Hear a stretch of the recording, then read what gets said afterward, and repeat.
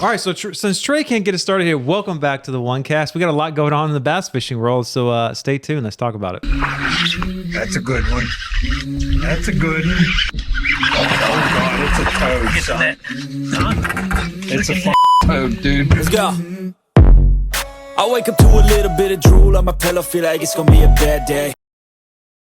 What's going on, OneCast fans? Since Ben stole Trey Thunder, I'm going to steal Ben's Thunder. No, welcome back to the OneCast. As always, Ben, Pete, and Trey. We were debating how to start this one off because there's so much going on in the bass fishing world right now, from disqualifications to multiple major tournaments. And I don't know what to do with my hands. apparently your mouth, too, because apparently it wouldn't open. Yeah, so there's been a lot going on this week, but hey, let's check this out. Go to OneCastFishing.com, use the code TheOneCast, and save 10% at checkout. Check out those snagless jigs, check out those weedless net heads, check out those long neck hooks. The spawn is prime in North Carolina and across the country, and the post spawn is going to start happening real soon. So you're going to want to get yourself some of those long neck hooks, especially for those good Carolina rigs. So go check those out, folks. Use the code TheOneCast and save 10%. All right. I think I'm good now. You good now? I think I can rap. That's right.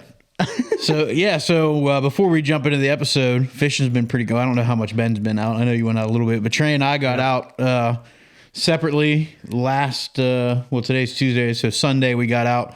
The sun was bright, the fish are on beds, and we had a ton of fun out there. We had another buddy join. We did a little $10 buying tournament. I beat Trey by an ounce. So check the scales. I hold that. Check the scales. we got to calibrate our scales. We didn't have a marshal on the boat. No, you're absolutely right. It was a great time. It was a ton of fun. Yeah. The sun coming up so early, man, like it is absolutely gorgeous when you get out there, and the topwater bite is starting to fire up, and that is, to me, is one of the best times of the year. Yeah, we had a shad spawn, we had bass spawn. I'm sure there's some post-spawn fish around, but didn't even bother looking for them when you can jack them on a bed. That's what I'm going to do. But it is interesting because, Ben, on your lake, like, they're done. The spawn's been done. I mean, it's been done for, I think, a week or two, to be honest. I mean, I haven't gone all over all the spots, but I've checked most of the key locations. And so when I went out last a couple of days ago, they spawn a lot. There's a canal and a lagoon between two little lakes that are connected. It's ultimately 400 acres. But you have to travel through this canal to get to the other part of the lake, and they like to spawn up in there, and it's a good size and all, but they were all done spawning in there. Of course, they spawn in other parts of the lake, but so as I was getting to the entrance of the canal, it kind of drops there at the entrance from about 5 feet to 15 feet. So I started working it, nothing, and I get into the middle of the canal, and I just chuck it, a speed worm with a long neck hook in the middle of the canal, and slowly bring it back, and a 4-pounder hit her. And about 6 of them came with her. All the same size or bigger. They were just laying there in the middle of the grass around the crappie and white perch that were still in there. And just, you can't see them on live scope. They were just laying in the grass on the bottom. Yeah. And most of the fish they pulled off, they're spawning, but they're not very far. They're starting to transition out. And I went to check the spots where I know they're going to go to. And you might see 1 or 2, but that's it. Yeah. And you'd really have to work for it, and they didn't bite. So, like, they haven't made it all the way out yet, but it's transitioning. It's coming. Yeah. Our lakes are pretty far behind, honestly. Jordan, I talked to a lot of folks that fish it Saturday. They're just now seeing a big push of fish on the beds on Jordan because that lake was 8.5 foot high the week when most of the other lakes had their big push. There was a ton of fish still on beds at Harris. It's probably 2 foot high right now, maybe a little bit more. 1.5 to 2 feet high. So it was abnormal, and I think the water levels had a lot to do with that. Tillery, I know, I talked to somebody that it's full on right now, fish on beds. So is your water level pretty stable My water level is really stable. Yeah. The water visibility in that little lake is 4 to 5 feet in places, so it's very different in that sense. It warms up faster, smaller. The wind action isn't as bad, type of deal. So it just moves along a little bit faster than the other lakes. It's quite a bit faster this year than normal. Yeah. But again, we didn't have all the fluctuations, and even though we get a lot of rain, most of the water in that little lake flows in from ponds up above it that are coming out the bottom. So it's a little bit controlled. So we never have major fluctuations.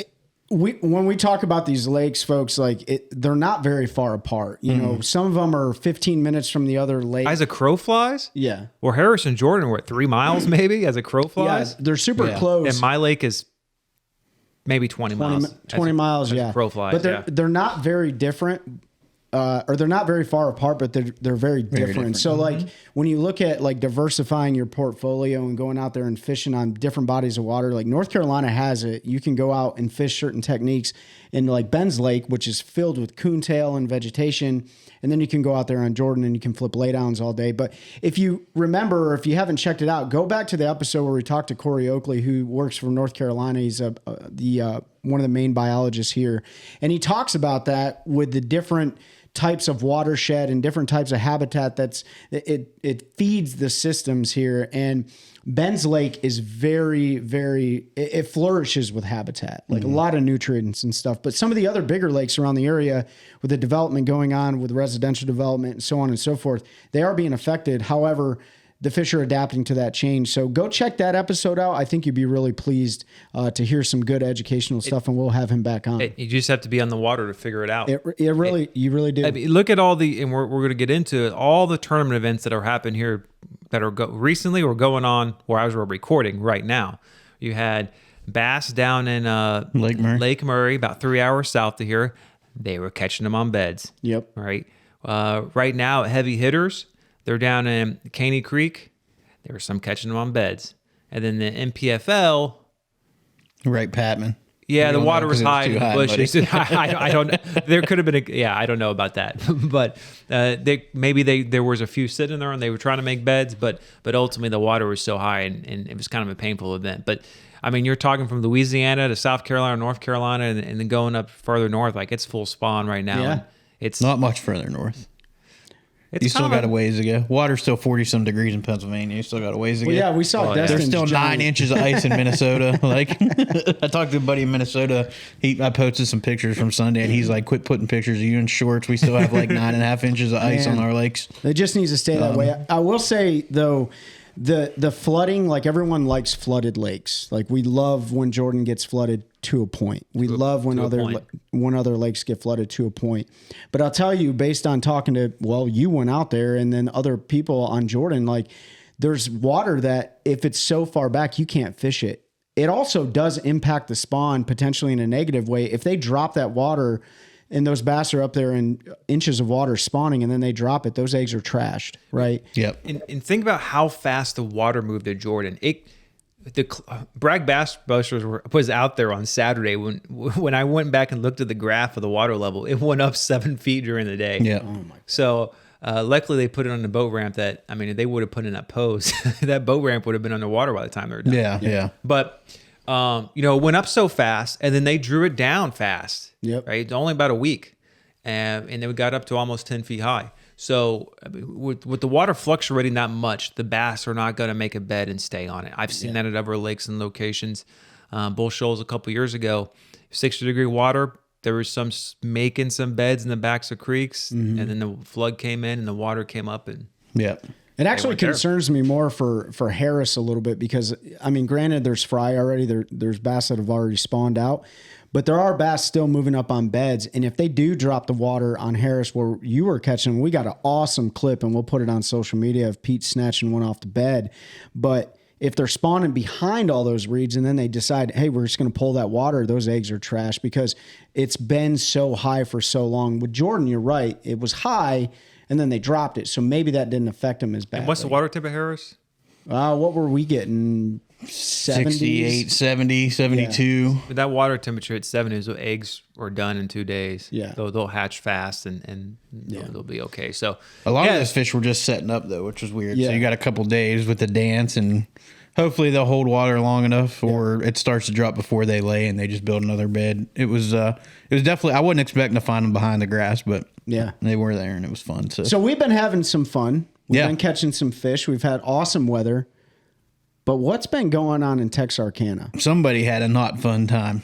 Well, I mean, he had fun up until verification time came. Yeah. Well, let's just talk about the entire event as a whole first. Yeah. A lot of guys didn't have fun. It was a tough event down there at Wright Patman. We kind of like briefly touched it, but look, the water was high. Pretty much, I didn't watch a lot of coverage of it because there wasn't a lot of fish catchers, to be honest. Yep. The water was high, flipping bushes. It looked to be cloudy. dreary, rainy weather there a lot. So A lot of flipping bushes, Yeah. frogs and walking baits, and that was about it. When the sun was out, they would catch fish. The sun wasn't out a whole lot, and it made it tough. So, Yeah. I mean, speaking to one of the NPFL anglers, the water looked the same across the board. The buckbrush was in the water. I mean, that lake is pretty treacherous. There's a lot of logs and standing timber in that lake. And the person I spoke to said I ran into about 25 different standing trees. But you either found the fish in a small area or you didn't catch any at all. Yeah. And those who found the fish were the ones that prospered. And there was an unfortunate circumstance, but we talked about it earlier in some of our episodes where it's like, hey, Pete, if you were king for a day, what would you change for the rules? And that was what? You would make there sure. would be consistent. It would be consistent. Punishment. And I 100% agree with the punishment that was laid out. There's been a lot of debate. People think it's not fair. Well, before we get into it, what happened? So Baron Adams won. Well, yeah, he was first, finished first, had to wait. They They gave did him the a whole check. thing on handing him the big check and the trophy. And if you've never fished a big tournament, there's a whole behind the scenes after weigh-in. So if you finish in the top, whatever, there's a lie detector test, polygraph, and then they verify some of that information. So they went through the polygraph and asked him if he had a fishing license. He said, yeah, passed that with flying colors. When it was time to show the fishing license, turns out he didn't have one. So what he said, and I believe it since he did pass the polygraph, is he put all his information, clicked all the boxes, put his credit card, all that in there, and forgot to hit checkout, close the window, and went on thinking he had a license. Yep. Unfortunately, he didn't. So when they verified it, I think it was late Friday night, they DQ'd him for all days of the tournament, which made Ryan Satterfield the tournament winner. But Baron Adams loses $100,000, loses all points from that event, and tough deal for him. Like I said, there's been a lot of debate both ways. Some people think, oh, Ryan should share some of that money with Baron. Oh, they shouldn't DQ him for that. Look, probably the biggest thing I see is why don't they check licenses and insurances before a tournament? So to make it understandable for everybody, there's a lot of logistics that go into that. It's not as easy as just uploading it to a website and then, okay, it's good, it's there, I have it. Somebody has to go in and verify before the tournament, which means I have to pay somebody. Nobody's going to volunteer to look at 100, well, MPFL 100 licenses, right? 76. Think about an open. Now you're talking about 400 and some licenses with co-anglers. Boaters, boat insurance, 200 and some boaters, boat insurance.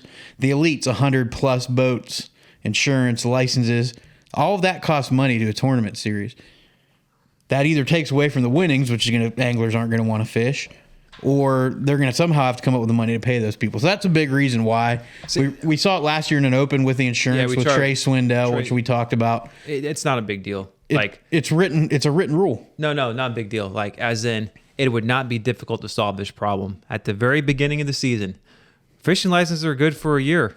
But the problem is, if I'm only going to a lake for 3 days, You're not going for 3 days. you don't know that you're even be able to pre-fish. What if you know you're not going to pre-fish? You're only going for, even if you're only go through a week, you can buy a 10-day license. That is true. Some states offer. So 10-day why license. buy a full year license? Like, most of these anglers, if people don't know, are living on the edge of living. Like, they might be living tournament to make a truck payment. They might not be able to afford $4,000 in fishing license at the beginning of the year. Yeah. Well, it wouldn't be that much, but it would not be hard to create a system beginning of the year. Put all your license for the NPFL. Was it 4 states? 6? Well, there's 6 events. I'm trying to remember. It might be 6 total states, right? Put your insurance in there, all the documents. You can have that done 2 months before. Actually, do it when the entry fees are due, or that may not be work because some states are not a full calendar year. You have to buy them in January, but you can make the system work and check it. But if you don't, and you want everyone to be big boys and girls, this is what happens. There needs to be accountability on the anglers, and if you just keep holding their hand through everything. So I'll tell you that I hope that they don't do that, because it wouldn't give us anything to talk about. Right? So, I mean, yes, you guys are right. Like, there is probably a system designed, but there is some integrity involved with it, right? And they want to make sure that they're, like you said, there's a lot of logistics, but there has to be some ownership from the angler's end, right? You're entering into the tournament and stuff like that. So. And I think it was an honest mistake. I actually saw some great comments on Facebook. People were sympathetic. Yes. And there was a couple comments that the guys made that a lot of pro anglers, they 100% like that. They rely on their wife to make sure they've got all, that checklist done before each event. And there's a system in place because there is a lot that goes into it. And because face it, you fish without a license, you're breaking the state law. Yep. I mean, you're breaking the law, and right there could be other consequences in the future. Nothing's going to happen with this. A lot of people saying like, let the DNR worry about licenses, blah blah blah. If you're one of those people, just quit bass fishing. Look, as tournament anglers, we're supposed to be the driving force behind conservation and doing things the right way. If you're okay with a guy fishing for 10 days without a license, keeping fish in his live well, then you're okay with poaching. Then you're okay with, exactly, poaching. What does it matter? We got to set an example. And if they just let him, make sure you get it next time, here's your $100,000. What kind of example does that set as conservationist? We're supposed to be conservationists. The league did the right thing. Any league that would have done that would have done the right thing. And a lot of people were saying, well, let the DNR worry about it. Well, I don't care what the DNR does. And I'm Baron, if you listen to this, we're not beating you up, man. I feel terrible. Like when I read it, I was sick to my stomach for you, honestly. I can't even imagine. I know it's something that'll never happen again. The one thing about the NPFL is it's kind of like I don't want to say a learning league because these guys are sticks, but some of these guys have never fished. I'm going to stop you there because Bass Open had a very similar issue last year we mentioned with the insurance. And this is another interesting point I heard brought up. Imagine, and this really applies to the insurance issue, and goes back to why aren't tournaments checking this at the beginning of the year or beforehand? Guys fishing a tournament, something happens, he hits somebody else's boat, somebody dies. Yeah. Now they go to court, and the guy has no money, so who do they sue? They sue Bass, they sue the NPFL. Well, when you sign a waiver that Bass has no liability. If you choose not to have the insurance, they don't check it. But it's a legally binding document. It'll hold up in court. There's nothing. There are lawyers because the conversation goes a little bit something like this: you require insurance for your tournament, yes, absolutely. Did he have insurance? No. Did you check it beforehand? No. So you're not enforcing your own rules? No. So this has come up before, and the whole lawyer debate. And there's actually cases where this has happened on other tournament trails, and it's got thrown out in court because of a waiver that you signed. The league's not legally responsible for you not having it. It says it's spot checked. Then how can they hold people accountable? Because it's a rule. You don't have to verify every rule. I don't verify. If I say you can only have 15 rods in your boat and I don't go through 400 boats and make sure you only have 15 rods, you still violated a rule if I find out you have 16 rods in your boat. I'm not going through and counting everyone. It's no different than any other rule. It's no different than a life jacket rule. Do I know for sure that you have enough inside your boxes? I don't check your safety equipment, fire extinguishers, things like that. But the league's not going to be responsible if your boat catches on fire. It's the exact same thing. So as an angler, you're responsible for certain things. And those are like insurance, licenses, safety equipment. Those are the things you're responsible for. And I don't think in any way, shape, or form any of these organizations should take any liability in any of that. Because all they are is a medium for you to legally gamble. It is interesting when you think about it. Like, even if you put yourself in like a contractor's position and you subcontract a company to do said construction for a job, and you require that subcontractor to carry a certain amount of workman's comp and a certain amount of liability insurance, so that if something happens on the job, your business isn't paying that workman's comp, your business isn't paying that liability for an accident, and they fail to have the insurance.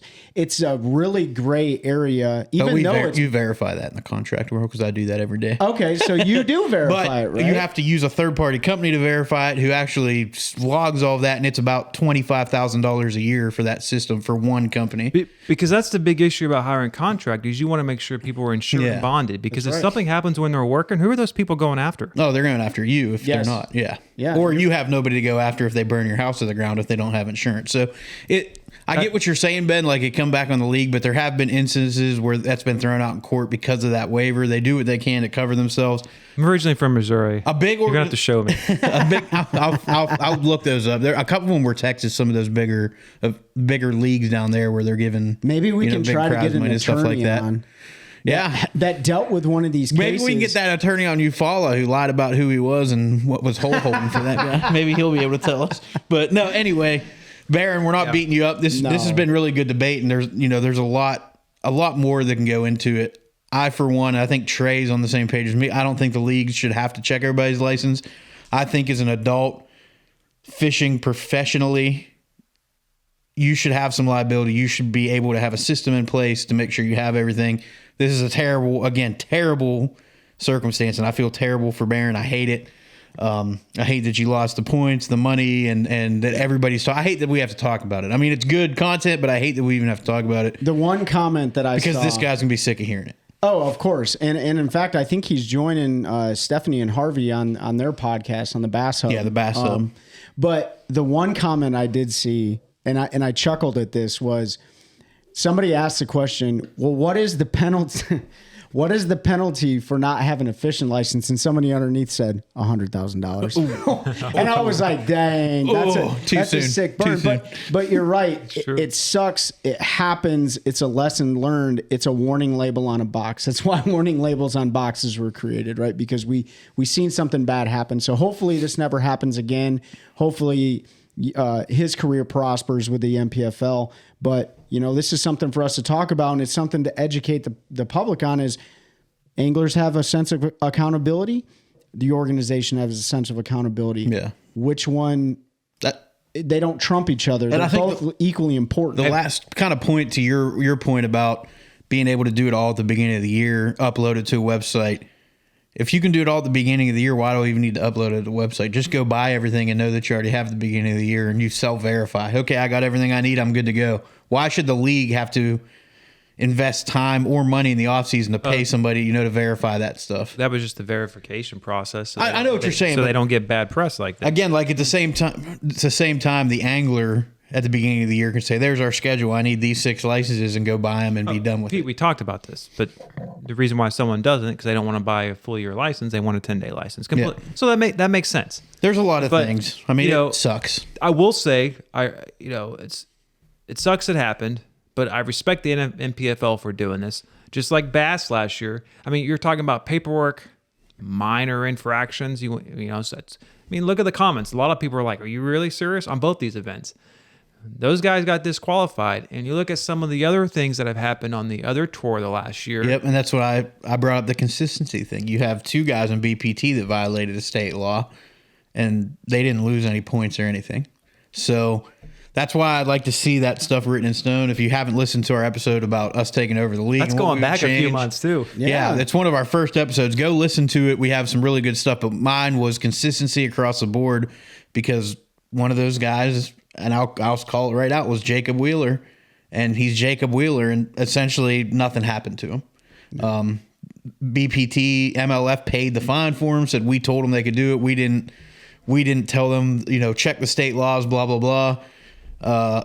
So they basically took all the liability off Jacob Wheeler. If that was me, is my league going to take it off me as I'll not Jacob Wheeler? Out of jail. I know you would hook me up. But it's interesting, and we definitely want to hear the comments from everybody listening for sure, because there's so many opinions on this topic, but it's really hard to find a healthy balance between accountability from the angler side and accountability from the league side. So yeah, Barron, sucks that it happened. The last thing I want to say on this before we move on, and we'll make it a dead subject, so we just talk about it for 20 minutes, is kudos to the National Professional Fishing League and the statement they put out supporting their angler, talking about the integrity that he has and that it was an honest mistake and how proud they are to have him fishing with them. So to the ownership at the league, everybody involved in that, showing that you have your anglers back, even in some negative times, some bad press coming your way. We've talked about how much we like the league, but I was blown away. That's not something you expect to see. You hope that it happens, but when you actually see it come to fruition, it really makes you feel good about supporting, a startup league that's competing with the big dogs, paying out that kind of money, and letting everybody know, hey, this was an honest mistake. Yep, absolutely. So now that so NPFL wrapped up, a few days later, Bassmaster at Lake Murray wrapped up, and Drew Bitton took that one. If you caught our live a couple of days before that, Friday, catched it. Yeah, no, if you catch all them fish. If you caught our live or watched it a couple of days before that, Pete and I were sitting here talking because Drew Bitton, was absolutely hammering them. But we said Saturday with the weather coming in, and it wasn't as bad as they were predicting earlier in the week. But even up here, it rained half the day. It was cloudy. We were like, yeah, those bedfish won't be there. And they weren't. He only had 14 pounds and barely made it on day 3. 10th. He was right last one in the cut. And then he had a massive day, 26 pounds, trapping us up Sunday. I guess no one steals his spots, and he can sight fish, and he won the tournament. Yeah. Good.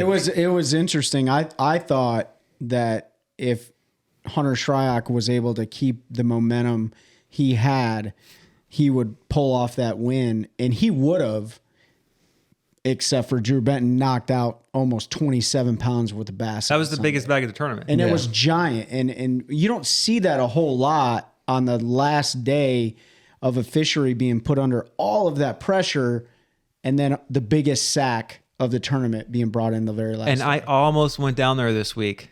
In fact, I should be down there right now, but the weather is going to be like in a couple of days. It's going to be cloudy and rainy. I was like, let's see how Santee Cooper goes next week, and maybe I'll go down there. But it was a good tournament. Sight fishing won it. So you had a bunch of sight fishing, bed fishing, but then a lot of blueback herring spawn and too. So were the two main patterns. So you said a lot of top waters too, top water action at the event. So that was event 4. Right? Yeah. 4th event for bass or 3rd? It was their 3rd event of the season. 3rd event of the season. Okeechobee, Seminole, then they had the Classic, and then Murray. Now they move right up the road to Santee Cooper, which is going to be awesome. Yeah. With that said, that means 3rd of the way through the season. 3rd of the way through the season. Yeah. And so we'll be almost halfway at the end of next week because of Lake Murray. So we wanted to take this time and kind of do a quick recap or look at where everyone's sitting for the Angler of the Year. Which is important for a couple of reasons. Angler of the Year is obviously, it's the prized possession, and you're the most consistent through the year. It comes with a big trophy. And then the bottom 10, right, for the Angler of the Year, those are the ones who are likely to be cut. And then in Bassmaster, you need to be about that 44th spot to ensure you're in the Classic. Yep. And so right now, just run through the top 10, and then we can talk about a couple of guys you want to. We got Brandon Cobb is first, which I didn't expect that when we brought it up. Tyler Rivette, Carl Jockerson, Kyle Welcher, Drew Cook, Drew Bitton, Shane LaHoo, Greg Hackney, Lee Livesey, and Mike Iconelli rounding out the top five. Hall of Famer sitting in the top 10 for AOI for the year. Yeah. Talk about comeback Angler of the Year if they have that award, because last year was really rough on with his first year back. Yeah. I think he finished dead last or almost dead last in the tournament. And I would say it was surprising, but I'm not surprised. A lot of people figured he would have a good year coming back. Most people, myself included, think when Ike took his retirement and walked away, he was probably fishing the best he ever had out of his career. He had enough points at that time in the BPT to qualify for like the next 7 years. Wow. Just because of the amount of points that he had built up. He actually came back and fished the heavy hitters, even though he was retired when it was here at Jordan and Sharon Harris. And he didn't do great, but he hadn't been tournament fishing. And I think it showed that coming back into it, he requalified through the Open, so he did well enough there. But getting back to that level, and he's talked about it was the mentality. It was getting back to thinking a certain type of way, doing things, and he's right back there in the top 10. I think when he walked away, where he was fishing is one of the best in the country. It is interesting when a lot of us watch the seasons, whether or not it's the major tournament circuits.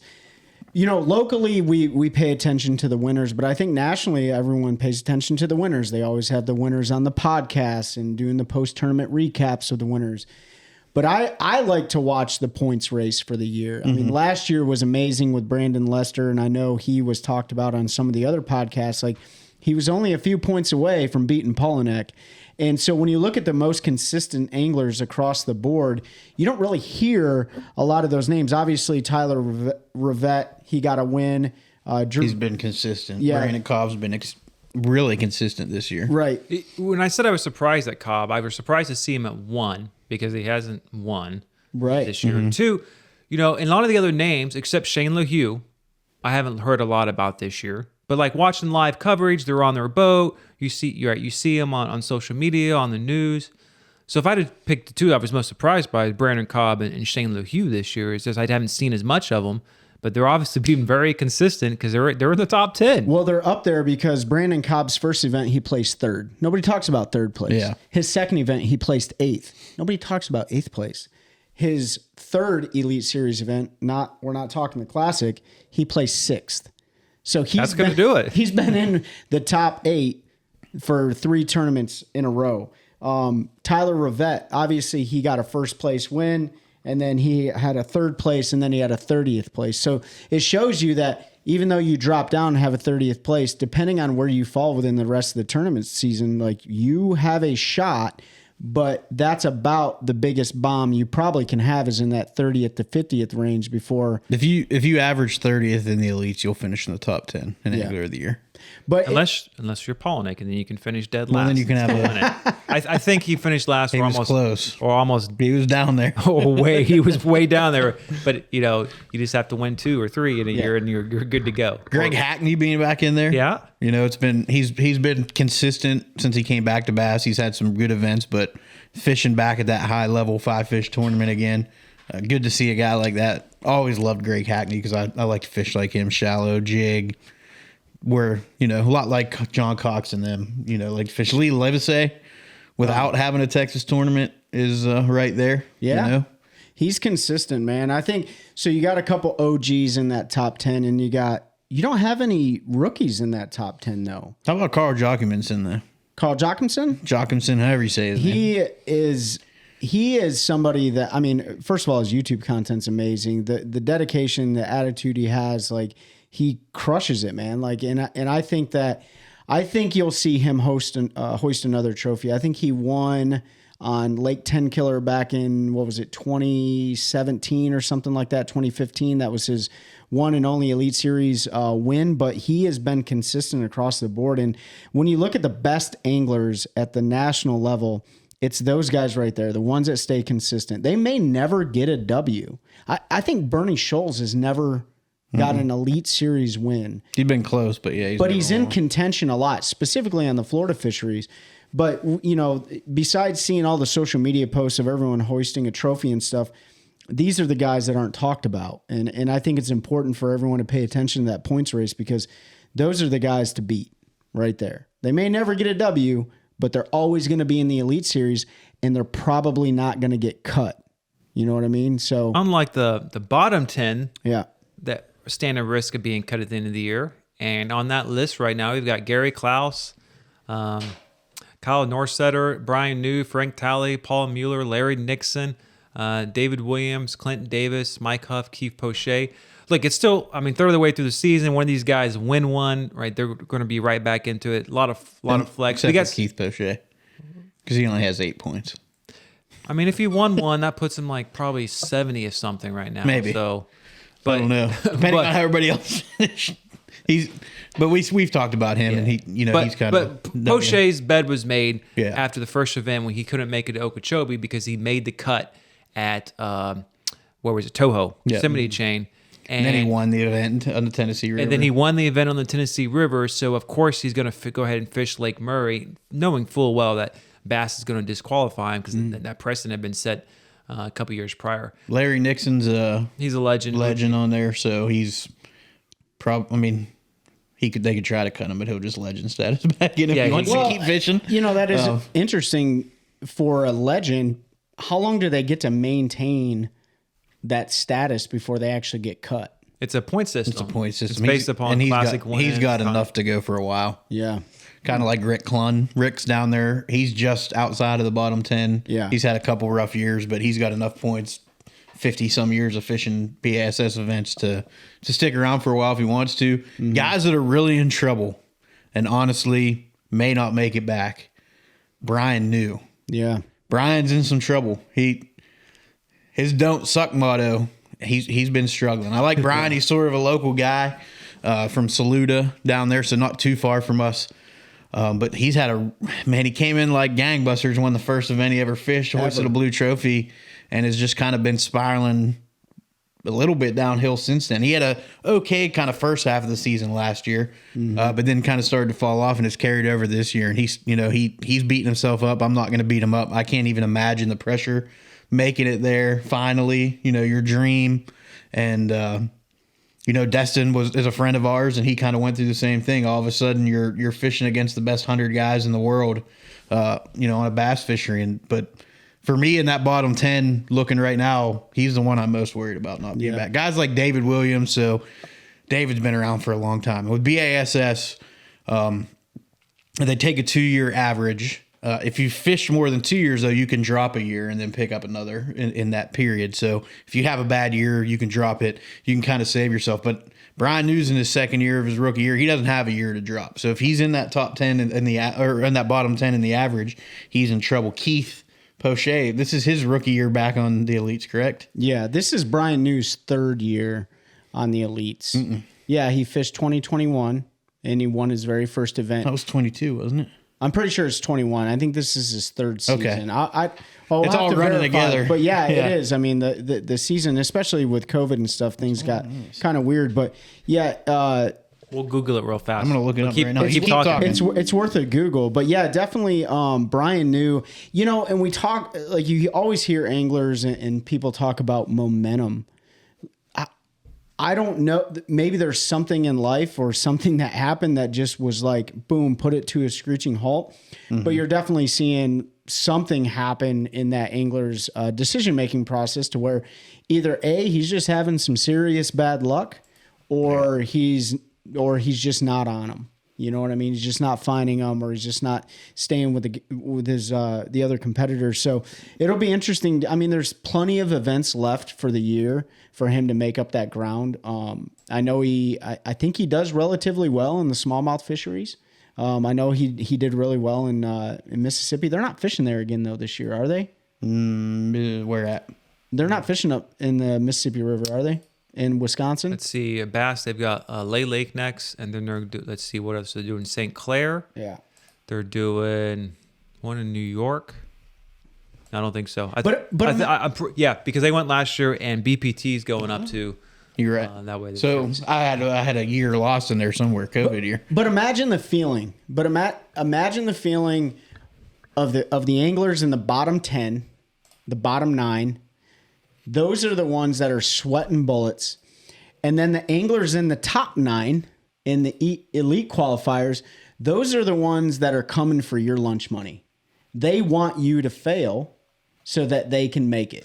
The funny thing is, by the last 2 events, everyone in the top 10 is feeling the pressure. Yeah. Everybody in the bottom 10 is feeling the pressure. And anyone from about 25 to 65 is feeling the pressure to make the Classic. That's right.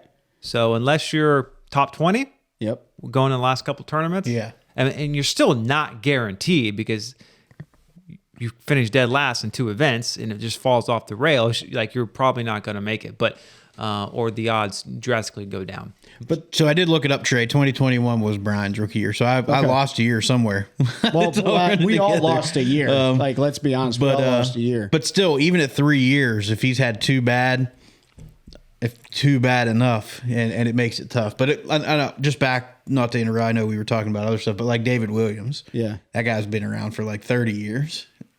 He's had a couple good in the last 5. He can drop one, and it helps him. But Keith might be in trouble too. I know Ben doesn't agree with me. He thinks he'll bounce back, but having 8 points through 3 events, 8 when the leader has 300 and something, that's a tough hole to dig yourself out of. Again, the whole thing comes down to, and again, Bass hasn't officially published the rules, but based upon the EQ, you read between the lines, what you think should happen is they drop 9 or 10, right? And then the 9 or 10 from the Open come up, and maybe the Bass Nation too, right?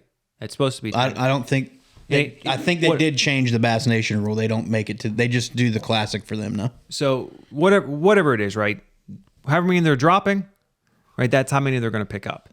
Pete and I go back and forth, but that means you only need to be 89th place after 2 years.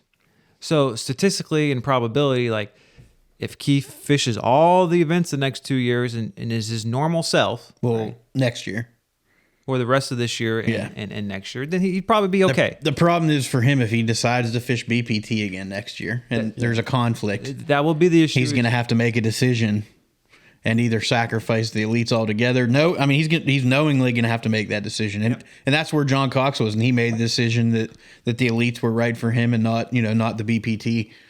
And we go back and forth because Bass has a history, if you look at their cuts, of not always doing what makes sense because they don't have it clearly defined 9 up, 9 down. they leave room. So if they want to say they only want 98 anglers, they're going to take whatever they need to take to get to 98 anglers with those 9 or 10 coming in. So it's not clear. It's clear as mud. And it's the same with BPT. We're going to talk about them next. Clear as mud is right. It's clear as mud. But there are some variables too. So even though Nixon is in the bottom, he can use legend status. He can legend status. So he kind of doesn't count, right? So with the guys that are fishing the EQs, they're looking at that. They're saying, okay, Rick Clunn, yeah, he's going to be around. Larry Nixon, yeah, he's going to be around. Who knows who's going to drop out for medical reasons, for financial reasons, for other reasons. There's no telling what could happen. So 15 anglers could drop out of the elites. Bass history, though, they still are going to take those bottom. Yeah. Number, They're definitely even if 15 drop. Right. Because they'd rather be at 100 or less than over 100 as there is.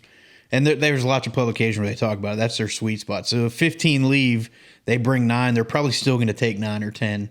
And then they're going to get them room to get other people in there. They'll figure it out. But the guys in the bottom now, it's tough. They're all potentially on the cut and block at the end of the year, but it's still some of these guys. Third of the Frank way. Talley. Third of the way. Frank's been around for a long time. Yeah, he's an OG for sure. Is he? But if I was in the top 11, if I was 11th in the elite qualifiers, I would hope that 11 people fall out. Well, we're talking bass. We can talk mean? about. I have the top 10 pulled up. Yeah, there. let's talk of those guys. Just real quick. So the top 10 bass in the EQs, we have Ben Milliken, Brett Cannon are tied for first. Excuse me. I apologize. Bless you. John Garrett sitting in second, which we third. Matt Henry, Trey McKinney, who's an absolute stud. If y'all don't know Trey, Jacob Bigelow, Wesley Gore, Keith Tuma, Josh Bragg, and Kenta Kimura. I'm sure I butchered that last name. Isn't he fishing the elite? I thought he was on the elite series. He must be. I'm pretty sure he must be ensuring he's qualified. He's looking for a classic qualifier. Yeah. He is insured. Plus, I think some of the Japanese anglers, and I don't know for sure about Kenta, but because they're so far away from home, they just fish. They do Whatever they can fish. There's a long history if you look at them guys fishing everything because they don't really have friends here. They may or may not have a girlfriend or family here. Not that they don't have friends. There's a whole. And if you ever get a chance to go to an event like the Classic and one of the Japanese anglers are fishing, Bass has a guy. I don't even know if he's paid. I've talked to him before, never asked. But he's like the liaison. So he brings these people over. He knows, he speaks the language. He gets them to the events, helps them make the arrangements. He usually walks around with big cardboard signs with their faces on it, getting people hyped up for him. Yeah. It's a really cool deal. But yeah, they don't have that. So you'll see historically fishing all the opens, fishing BFLs, fishing local tournaments, fishing the elite, like anything they can because they don't have anything else to do but fish. Yeah. I need that life. Maybe I can go to Japan and do that. And they're crushing it, by the way. If you look at the Japanese anglers and bring in their like extreme finesse techniques over to our fisheries where they only have I would say a handful, if not maybe one major fishery for bass, they have to fish that way in their country because those bass are so pressured. So the techniques that they're bringing over here are phenomenal, and you're seeing the results. They're top 10 in it. There's anglers in the Bassmaster Classic and Red Crest and all that stuff. So they're doing a great job. And they're innovators too, man. Yeah, I wish I spoke Japan Japanese, and Japanese anglers. That would be my job. That'd be the job I cool. apply for. The stuff they do, like with tackle, and then Taku was the first one to put like 6 live scopes on his trolling motor. Yeah, he did it last year. I love Taku too, man. I can't wait to see that dude lift a blue trophy. It's going to be great. Let's see if Mike Corbett. No, that was an open. He won. No, he did win an elite. He won it because he couldn't lift it up. That's right. I want to see him win another one now that his English is a little bit better. But Taku's great. That was last year or the year before. The year before, yeah. I've got to meet him a few times. Super nice guy. Does not speak very good English. It's getting better, but he's like just one of the nicest people I've ever met. Super appreciative of the opportunity. A guy that's not on here that I want to talk about real quick before we move on. We don't need to go through the EQs. We're going to talk about them a bunch. Ben Milliken, Trey McKinney, 2 absolute hammers that I know. Brett Cannon, I've heard the name. There's a lot of guys there. But a guy on the Elite Series now that might be in some trouble, Matty Wong. Yeah. He's not shown in that bottom 10 right now, but he has not been great. Yeah, I think he's sitting in like 83rd in AOI. He's in the 80s and somewhere. He had a tough year last year. So there's a lot of anglers that could be in trouble. And I don't want to talk too much about guys' dreams getting killed, but yeah, The dream's not killed. You just got to get back. That's right. Yeah. It'll be interesting to see where that fleshes out at the end of it. And with the EQs, right? Still, there's a lot more events. 7 more events, They're right? going into what, number 4? Or no, this is number 3. This is number 3, right? So they're 7 just more. getting started, right? Well, 6 more. Yeah, they've had 2 events so far. So after they're just getting started. After everyone hears this, they're coming here. So this will come is out their after next Bugs stop, right? Island. Yeah. So I'll have some on the water stuff. I got a day lined up with Destin to do a media ride along during practice, so we'll get some info. This will already be out, but that stuff probably won't come out till after the tournament because I'm not going to give Destin's juice away. But hoping to bring y'all some stuff, so look for that to come out after this episode. Some kind of on the water stuff. You're the one who tells us when it's time to grow the sport. It's time to grow the sport. That sounds like it's time to grow the sport. I can't do that to my boy Destin and give his juice away right before the tournament. I got you. I think that this event on Bugs Island coming up is going to be tough. I think it's going to be tough because the fish are going to be potentially in a spawn to post spawn quick funk. Maybe it'll turn on and stuff, but it's a blueback herring lake as well. Not a huge one, but it's a good lake. It fishes small. We'll see what happens. Looking forward to some of our buddies doing really well, and I can't wait to see that media ride along that you get to do. It'll be an interesting one for sure. We're going to transition here and talk about the BPT top 10. And actually, they got an event going on right now, the heavy hitters. Before we get there, the NPFL that we talked about in the beginning, they've just had 2 events. They've got 4 more, so they're third of the way season 2, just like Bass. But I did want to give a shout out that friend of the show, Mike Corbishley, is 6th right now for Angler of the Year in NPFL. So that is awesome. There's actually a couple other North Carolina local boys on there. Jesse Wise, Brad Staley are also in the top 10. So North Carolina's showing out over in the NPFL. Yeah, and it frustrates me because they're so darn good, and I fished against a couple of them, and it was like, I might as well just give you my money right now. But it is cool, man, and that's the cool thing about fishing against the the NPFL and bass anglers and stuff like that. These guys don't just fish the national level circuits. When they come back home, they still fish, and it's really cool to get to hang out with them, and they show you some tips and tricks if they're willing to share, and most of them are if you have a good relationship. Yep. And Corbishley is someone to look out for on the NPFL for sure. Absolutely. Yeah, dude's a stick. And if we look over the top 10 on the BPT, right? BPT. One of my favorite anglers all time in the lead there, Mr. Ott Defoe. Ott's Sitting in first first right lead, then followed by Chris Lane, Andy Morgan, Nick LeBrun, Dakota Ebert. Keith Poche is 6th. So although he's dead last in Bassmaster, he is in the top 10 for BPT, which explains why he's fishing there this year for sure. Edwin Evers, Annie Montgomery, John Hunter, and Jeff Sprague find out the top 10. So there's a couple rookies in there. So there's a couple rookies on the BPT. So one of those being Nick LeBrun, and he fished FLW before, I believe, but he's an absolute hammer. And John Hunter, he's another rookie that's new to the Bass Pro Tour this year. Both of them are really good anglers. Both Nick's of them fished a classic too. Yeah. So it just goes to show you, man, like they got some momentum. I mean, going from I don't know how they got there. I guess from the Invitationals to the BPT. What was it last year, though? The Toyota Pro Tackle Warehouse Pro Series. Yeah, Pro Circuit. And I think they solidified it a little bit more, their stepping stones to getting to the Bass Pro Tour. But it's cool to see that momentum from, I don't know, the AAA series or whatever. I still think it's harder, but they're smoking it, man. And then you got old sticks in there like Andy Morgan, who Andy Morgan's he's been around for so long, and I like the way that he fishes. I wish I could flip a jig like him. He's a great guy too. And he's a great guy. If you ever got to meet Andy, he's superhuman. Yep. But you make a good point, Ben. Keith Poche sitting right there in the middle of the pack, and then bottom of the barrel for Bassmaster. I mean, that's what happens, right? When you can't go to events and you're winning on the other tour, well, you're going to stick with the one you get the chance to win the money. It's Keith being at the bottom on BPT isn't any indication of Keith's ability. It's purely it's priority. He's having momentum in BPT, and he's riding that momentum. He did not fish 2 events. Yeah, 0. Yeah. When you 0 2 events, you're right. It's a tough hole. He didn't even cast the line, so right. That's why he's sitting where he's at on Bass. And then we flip over the bottom 10 for the BPT. Matt Lee. I mean, there's some names here. Randall Tharp. that are quite big in the industry. Yeah, Randall Tharp. Jeff, I forget how to say it. Isn't it Crete? Jeff Crete. Crete. Mm-hmm. Cody Timmy- Meyer. Timmy Horton. David Boyd Walker. Duckett.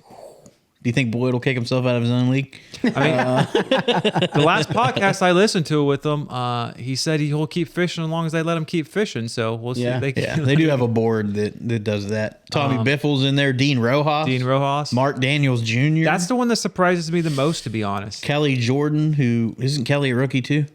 No, Kelly Jordan's been around for a long time. I'm confusing him with somebody else. Yeah. Jonathan Kelly, who's only been 2 years in Yeah. the league. That's who I'm thinking of. And then Boyd. Yeah, Boyd. So look at the bottom 10 of the BPT. Names like Tommy Biffle.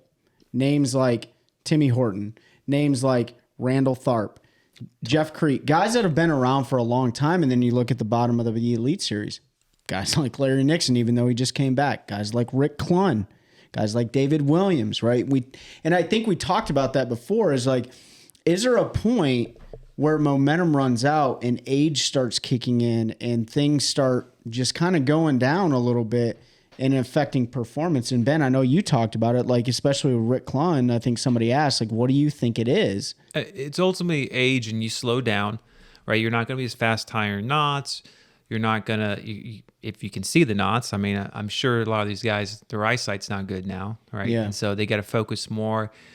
Your body hurts. I mean, you and I, right? We're both hurt from the Army. So, sometimes standing out all day, right? We're sore afterwards, right? And imagine, right, just compound that by another 30 or 40 years. Yeah. Being on the water for 7-8 days straight. That's to be expected. And what is interesting is that, we've seen the bottom 10 on both some OGs. But what is particularly interesting is, to me, when you look at bass, there's a bunch of new names, a bunch of younger guys involved. I wonder, in the long run, is this hurting the BPT because you have guys that are slowly declining? Yeah. Right? Because when they poached everyone from bass, they poached all the big names. Yes. And, right, now it's been 4 or 5 years, right? It's declining. It was also surprised me Jacob Wheeler's not in the top 10 this year right now either. But that's I think he's sitting in 23rd, 25th in the points. But that's going to change. Hey, has Jacob Wheeler's momentum ran out?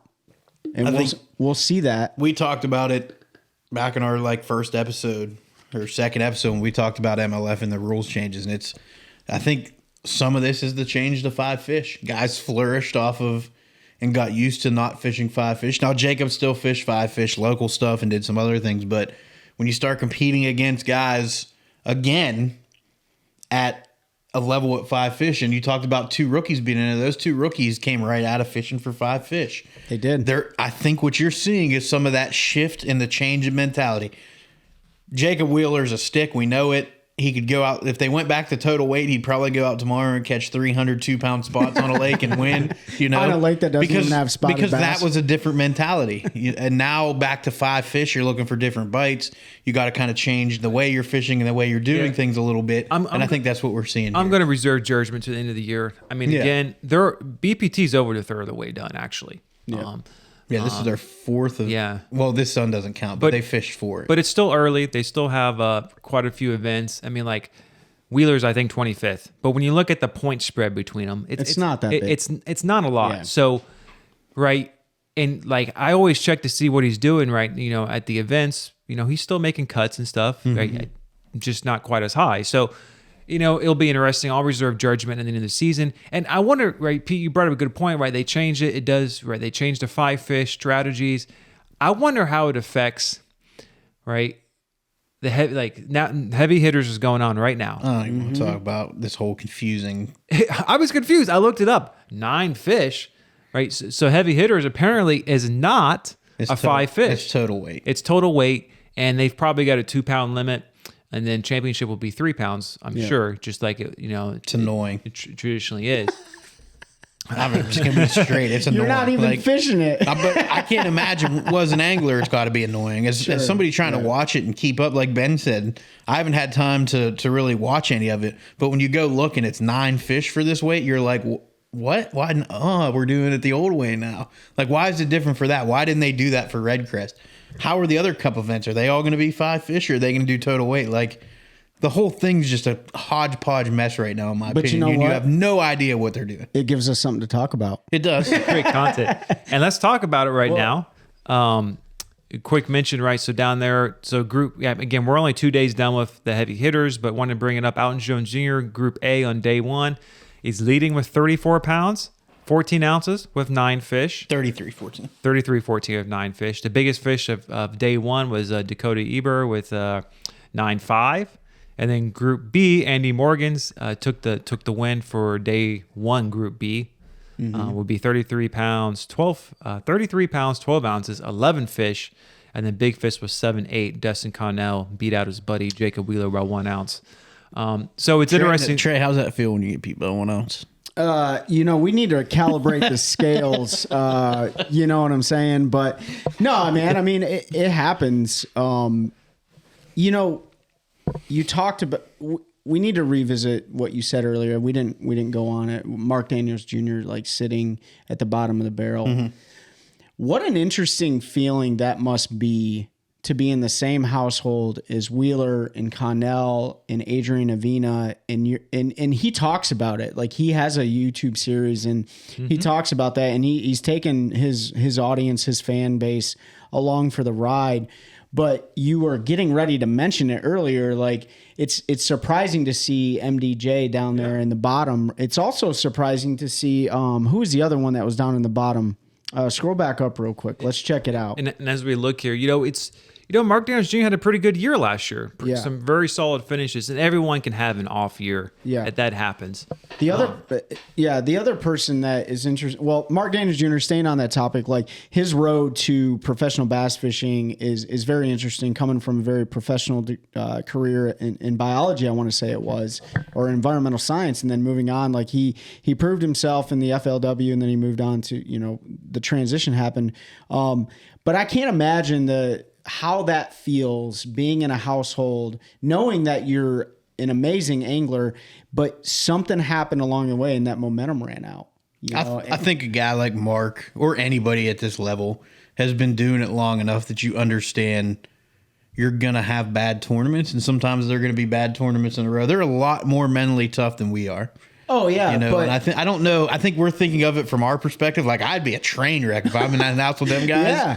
But I think for a guy like that, he knows, like, the next tournament he can come out and win against these guys. He knows he can. We talked about last year, he had how many top 10s in a row, like 4 in a row, where he was even, I think he had 2, he was like 3rd. So he knows he can do it, right? Yeah. There's no doubt about that. We've talked about momentum before. You and I had trouble filling a limit. We lost momentum. My tournament season last year, I came in like a gangbuster. First tournament, 2nd place, cashed checks like the next 4 tournaments in a row, and then just started downhill, and it carried over to this year. And now I feel like I'm starting to get a little bit of that back. You're the same way. You struggled. Now you've gotten a check line. You've had a couple good. You start to feel that swing. So I think he's probably just going through one of those down swings. I know, but we don't have to share a house together. And that's the thing, like the doc talk, the post-tournament recaps, like all that stuff, somebody, and the anglers to pay attention to are the ones coming in like Nick LeBrun and John Hunter, the ones that are sitting in the top 10, or the guys like Jay Shakirat and some of the rookies or the rookies or second-year guys on the Elite Series that have had amazing events, and then all of a sudden, boom, they hit a wall. Like, what that mentality must look like. I think that's why you room with guys like that, though, because they can help center you back to reality. Like, look, man, I've been there. Look at this tournament run I had where I had like 10 30ths in a row. Yeah. Or, I think that's why you surround yourself and they travel with people that they're friends with, that they're close with. You're not just jumping in a room with somebody that's long-standing relationships. They're telling you, look, you can do this. Yeah. We know you can do this. Like, you just got to ride this wave. And we all know that the wave of momentum eventually will go away. And it's not that he's doing anything wrong. It's just, or it won't. I don't know, karma. Oh, it will. Yeah. Mark Daniels is going to write the shit. Yeah, definitely. Or it won't. And you'll see like some of the OGs, like Tommy Biffle, Dean Rojas. I don't think Mark's in that conversation. He's not old enough to get to where age and momentum together, I think, is a dangerous mix. Yeah. When you talk about guys like Rick Clunn and Larry Nixon and Dean Rojas, who you just brought up, Tommy Biffle. If we look at this, Randall Tharp, Timmy Horton. Those guys are on a downward swing, but they also have the age, and I think it's a lot harder, as Ben was talking about, to recover when you're dealing with the age factors as well. You're sore, your eyesight's not as good. Yeah. You're not as mentally sharp. You might start making those little mental errors. You're not wetting a knot before you tie it down. You're doing something that normally was second nature. Now you have to think about it, and maybe you're not doing it, and that's costing you fish or costing you time. Do you guys think that we need to do a study on this? We need to go back, use ChatGPT, and pull up every single winner in their age for the last 10 years. That would be cool. My odds are that the preponderance of winners are probably between the age of 30 and 45. Yeah. Right? You have a few outliers. Rick Clinton won that one when he was like 94. Right. Jordan Lee, really young and all. Yeah. So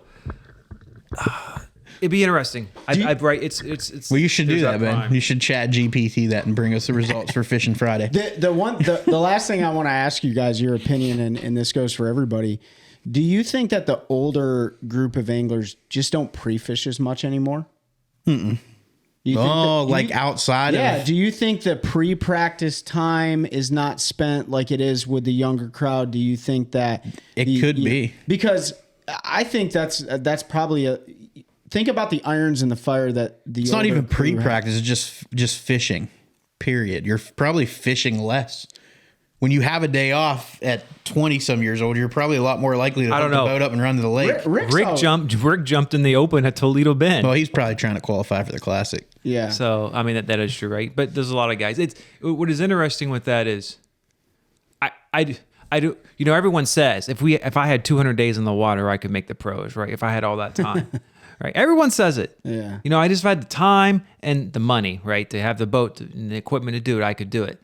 But what's interesting is that you probably know because you know more of these than us, but they don't fish as much as they used to before they made it. They've got all these other commitments involved. Yeah. To a point. Still though, when they have a day off, most of them are on the water.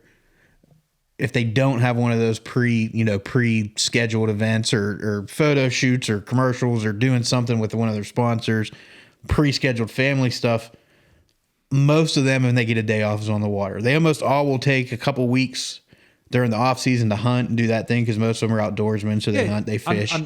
But they're still going to fish. But when you've made it, and especially it probably does cut back. The longer as you go in your career, you got to spend more time with family. Well, I think that's what Trey's getting at. You've got to commit more to your sponsors because if you've been around longer, you're probably getting paid more because you've been successful, which now means they require more stuff from you. Yeah.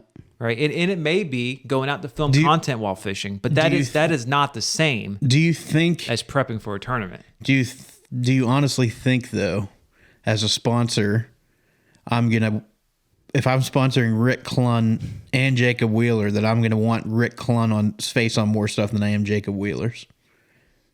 I guess it depends on what audience. I'm going to want Jacob Wheeler because that's a younger guy coming up, the younger generation who's spending more money on fishing now. Rick Clunn's fans, while we all are because we follow fishing our whole lives, that older generation, some of them aren't around anymore.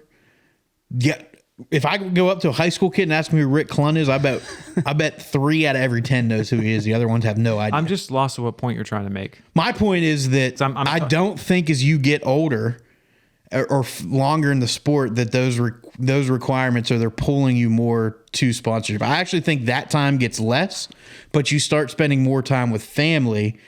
Like your internal obligations take over from fishing. When you're younger, I'm just going to use Jacob Wheeler because everybody knows him. You look at, and Dustin Connell, a lot of these young guys, they post content, Kyle Welcher, they're fishing with their girlfriends or wives. Mm-hmm. Their kids are on the boats with them. You know, they're doing that kind of thing because that is the most important thing in their life right now is fishing. Not that their families aren't, but they're bringing their families into that. When you start seeing guys, Rick Clunn, some of these older guys, they're kind of separating themselves from that on the water stuff. So I'll put it this way. I think we're saying the same thing, but we're just saying it a different way. Watch the Scott Martin video. Where was it at? Gunnersville? Pickwick. One of the early tournaments. Mm-hmm. They had an early tournament at one of those. Man, where was that at? They were pre-fishing. The water was high. Mm-hmm. Wheeler lives on the lake. On Tennessee River. Oh, that would have been one of the Tennessee River. Right, and they pull up and they're just talking to each other. And Wheeler's out with his family having fun. And he's like, Wheeler basically said, like, I haven't been out fishing here for quite a while. Yeah. And he lives on the lake. Yeah. You know, type of deal. Of course, they're not trying to exchange information because it's the end of the tournament. They're just having a conversation and they saw each other in the water. But like, I think some of those guys take more time as they get further in their career. But I don't think it necessarily means it's sponsors pulling. no, there's a But I think combination family of factors. priorities, yeah. Every single one of their mentalities are different. Some anglers have already made it and they don't have to reprove themselves all the time. Some of them are still taking the stepping stones to saying, I belong in this organization. I belong at the professional level. So I guess every single one of those anglers are different. Some of those dudes just fish They do. all the time. And if you and, make and it doesn't their change. contracts are all different too. yeah. Oh, yeah, with their Contract sponsors, so- requirements are all I'll different. say once you make it, you belong there. You don't accidentally make it to that level. It's not like you stumble your way into it. Getting Yeah. back to the original point, there was always, it's a curve, right? You got to grow most people need to grow a little bit in the sport, get the experience before you get the ultimate success. You have several, ideally a few years of very high success, and then someone else is coming along to take that from you, and you just kind of, right, you get older, things get slower, and it kind of slows down. I mean, it doesn't mean on any given tournament, right, any given Sunday, championship Sunday, that someone can't pull out a 38-pound bag and win. Yeah. And they're 85 years old. Like, it can happen. Yeah. Right? It's come pretty close before. Yeah. Not quite 85, but in the 70s. I want to be the person that three other dudes are talking about. You know what I mean? Like, I want to be that guy later on down the road. But I commend all of them for giving it a shot because they make a lot of sacrifices and they have a lot of responsibility to adhere to. But every single one of their situations are different. So I don't think we're ever going to have the answer. There's no answer to the test question. No, like we said when we started this, we just sit around and BS about fishing and figured we record it. And that's pretty much what we're doing here. Yeah. But back to your original point, Trey, I think what you were trying to say is younger guys spend more time on the water, so their skills are sharpened all the time, whereas like a Wheeler, somebody starts spending more time with family, not fishing. Fishing is a skill that will depreciate over time if you don't continue to do it. You can say whatever you want. It's perishable. It's not like riding a bike. Yeah. If I don't fish for 3 months and I go out and fish, I feel like I'm lost. Mm-hmm. You're less in tune with what's going on in the water, things like that. So, Trey, I think you're probably right. That has a lot to do with where some of these guys are. A lot of them had children. Yeah, no, absolutely. Mark Daniels is one, and like we were getting back, maybe that's part of Jacob Wheeler's thing. He's getting older now. He's been around for a while. He's made his name. Now he's taking more time away, spending more time with family, not fishing. Those skills start to just not be as sharp as they were. And the next guy's up. Like we said, there's always going to be somebody right there ready who's spending 7,000 days on the water. And then there's a really special time that happens to a few guys. Yep. They get in the flow state almost. Mm. They don't need to spend any time on the water. Mm-mm. Yeah. They just go out there and wreck them. KVD. Right? That happens sometimes too. You just get in such a state and so in tune that it doesn't matter what you do, you're going to go out there and win. Absolutely. Yeah. No, it's close, it's the whole momentum thing. Like you said, you get swinging and you may not have to do it. But yeah, I mean, heck of a conversation we've had today. We've covered all sorts of topics. Yeah, from the NPFL to the elites to the BPT to the EQs, the top 10s, the bottom 10s. I mean, you name it. It'll be an interesting rest of the 2023 season. A lot of things are coming right here to our backyard in North Carolina. Elite Series coming to Santee. Elite qualifiers going to Bugs Island. I mean, like, there's a lot of fishing going on, and it's going to continue working its way north into our neck of the woods. Well, all of our necks of the woods. I don't think they're doing anything in Missouri this year, though, are they? Yeah, the championship for someone's got something on the Lake of the Ozarks. Yeah, it's I believe it's the BFL like championship for that league. No. It might be, but it is because Cody Huff told me he's fishing the BFL as he is because he wants to qualify for that because it's right in his backyard and it's that's true $35,000 or something like that to win. But I thought maybe $50,000. It's not open. I thought maybe BPT or one of the sub series. Yeah. There's another event there. I thought, but I could be wrong. Well, there's always an event on Lake of the Ozarks. But there is an MLF event on one Lake of the championships is there because that's why Cody was jumping in some of the BFLs. And that might be the BFL. Yeah. I just don't remember 100%. I just know there's one there from MLF side. Yep. Yep, we'll be north seeing smallmouth here before long. They won't be catching any smallmouth in North Carolina because the spots have eliminated them. Go listen to Corey Oakley tell us how that happened if you haven't checked that episode yet. Check out their Pete Uncle. Yeah, you got to check that Caudal Pete Uncle. We've talked about a bunch of stuff. Yeah. I'm probably going to get told how wrong I am by a bunch of people on the internet. Looking forward to it. Buy your fishing license. Yeah. Hey, if you're in North Carolina, head to that NCF1bass.com. I'm going to link it in here. I'm going to link it in our next couple episodes. Consider donating. I'm not tooting my own horn. I donated $100 last week to buy some of those F1s. If you got $5, if you got $10, help that program. Let's see if we can make our fisheries even better than they are. Not only for us in 5 to 10 years, but for our kids in 20 years. So if you have a little bit extra money, you're looking for something to donate to, it is a tax write-off. They're a charitable organization. You can donate there. And so do that. I'll link the link in the description. Link the link in the description. Link the link. Yeah, my brain's Link the fried link. from all this discussion. It's a good. It's definitely good. We covered a lot. So That's right. That's what happens when you're wrong. hey You're right, guys, head on over to onecastfishing.com. Use the code TheOneCast. Pick up some of those long neck hooks, especially for those long summer days where you're going to be dragging a Carolina rig or making some really cool techniques out of it. And maybe we'll show some of that stuff on social media. I think Ben's already been showing it. So Yep. customers been coming up with some really cool ideas on how to utilize that hook. And then don't forget the snagless jig. Catch more fish and lose less tackle. One last thing before you hit that button, I just want, and I can't remember his LLC's name, but Barry Hicks, our editor, just want to shout him out. Absolutely. We couldn't do this without him. He puts all the video together for us, makes it look as pretty as he can with our ugly faces on it, and gets it over to us so we can get out to you. So Barry, he puts a little credit at the end. If you're not watching on YouTube, go just scroll to the end and check that out. If you're looking for any of those types of services, reach out to Barry. He's a great guy, does a great job. Yep. You'll see our ugly faces on the next episode. That's a good one. That's a good one. Oh God, it's a toad, son. It's a toad, dude. Let's go. I wake up to a little bit of drool on my pillow, feel like it's gonna be a bad day.